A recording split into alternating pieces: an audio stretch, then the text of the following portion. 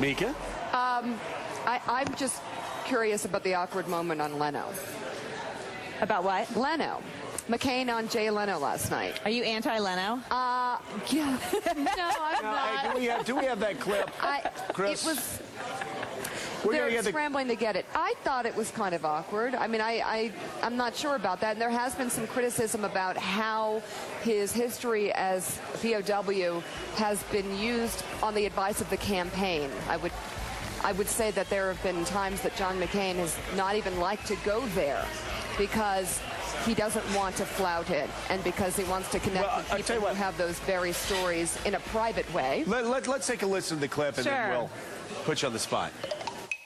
For $1 million, how many houses do you have?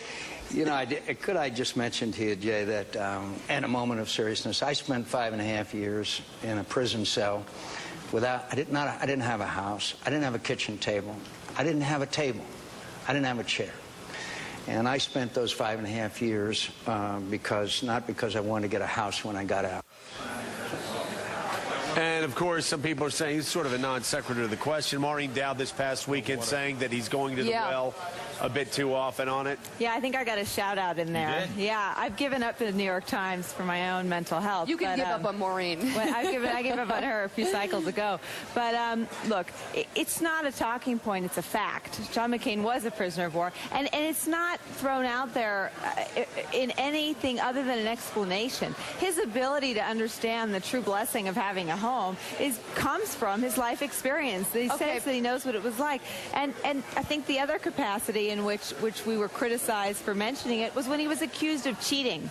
And I think it's very relevant that a man who spends 5.5 years as a prisoner of war could never be compelled to cheat in a talkathon with Barack Obama. It's just not on the same level. But, you know, Nicole, I get what you're saying, but you're really good at this. Probably a standout in the campaign for sure, or in many campaigns. And what I don't get is that experience is so uniquely personal. And so it carries so much weight compared to Barack Obama's life story. Wouldn't you be afraid, and wouldn't your advice be don't overuse it, don't throw it out, find the moment and bring it home? And isn't this just tossing it, I mean, on Leno in response to a joke? I hear you.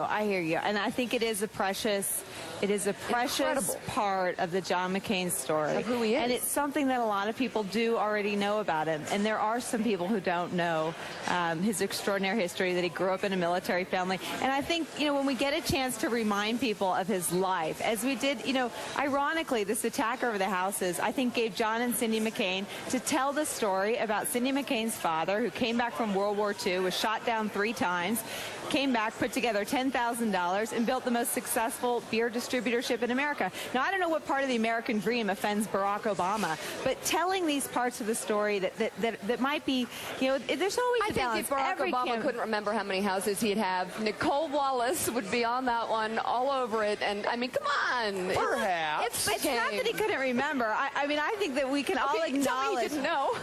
No, he has 4 homes, but he releases financial disclosures in the Senate. I mean, I think you are all familiar with that. And there are investment properties. He's made clear that you know, there were other properties. And he's not apologizing for the great blessings that he has in Cindy's success and his father-in-law's success, and realizing that's great.